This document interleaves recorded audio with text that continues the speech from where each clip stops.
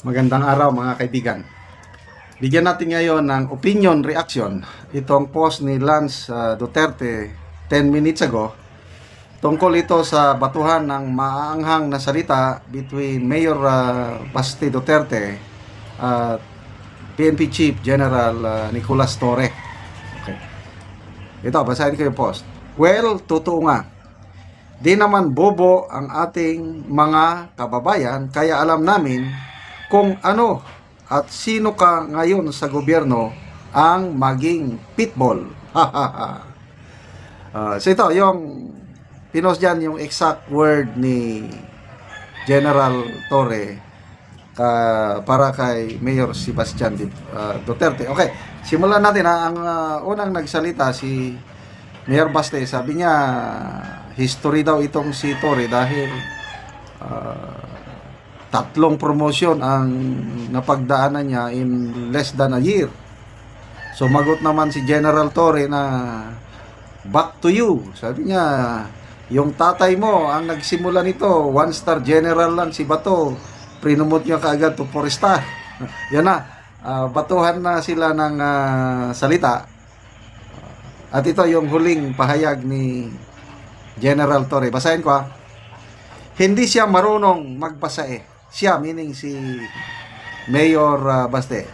Hindi siya marunong magbasa Parang ang igsi ng kanyang memorya. Batikos lang siya ng batikos. Sa bagay, nakikita na naman natin sa social media, binabanatan naman siya ng mga netizens. Kasi naman, ubob ang kasi hindi naman ubob ang ating mga kababayan. Matatalino ang mga Pilipino. Except, maybe siguro, sa iilang kagaya niya na hindi nagbabasa, hindi updated, o may selective amnesia. PNP Chief General Nicolas Torre III. Okay. So, ayan. Hindi daw nagbabasa si Mayor Baste, kaya batikos siya ng batikos na wala namang basihan yung kanyang batikos, ganon. Okay, speaking of batikos, normal yan sa social media. Binabatikos ng mga anti-Duterte groups si Mayor Baste, natural yan. Si General Torre, binabatikos din siya ng mga DDS. Natural yan. Ang tanong ngayon, ano ang mas marami?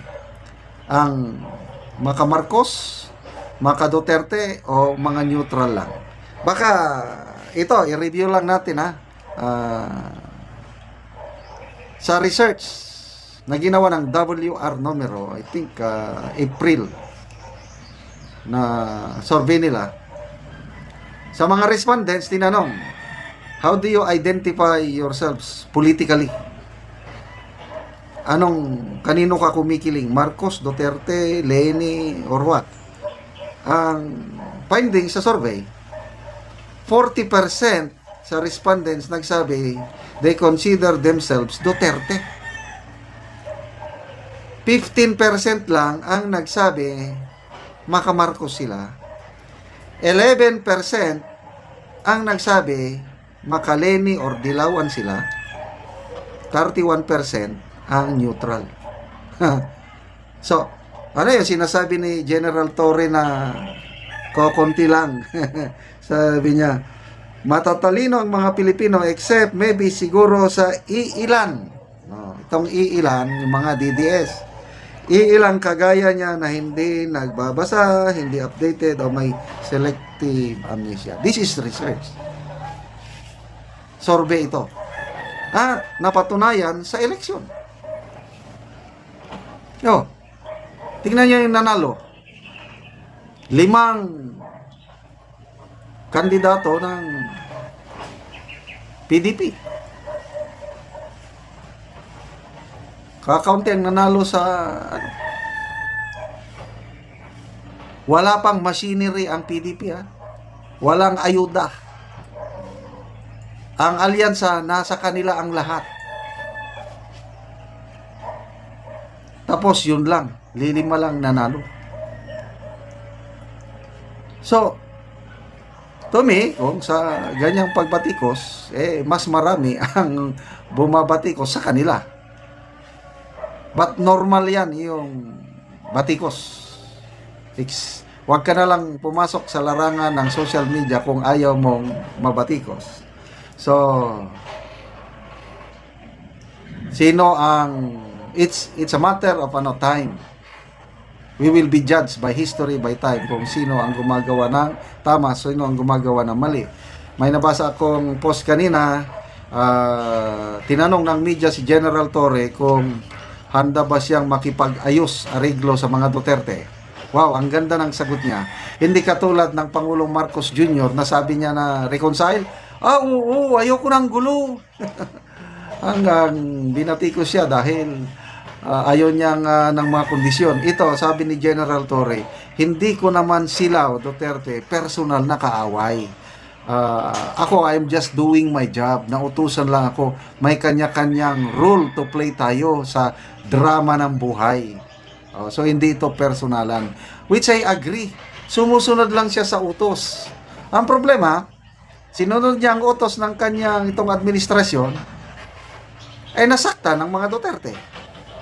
So, ano ngayon siya sa mga Duterte? Kaibigan o kaaway?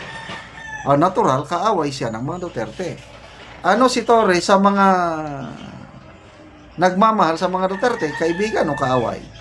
Kaaway na rin siya ng mga nagmamahal kay Duterte. So, ganyan lang talaga ang buhay. Okay?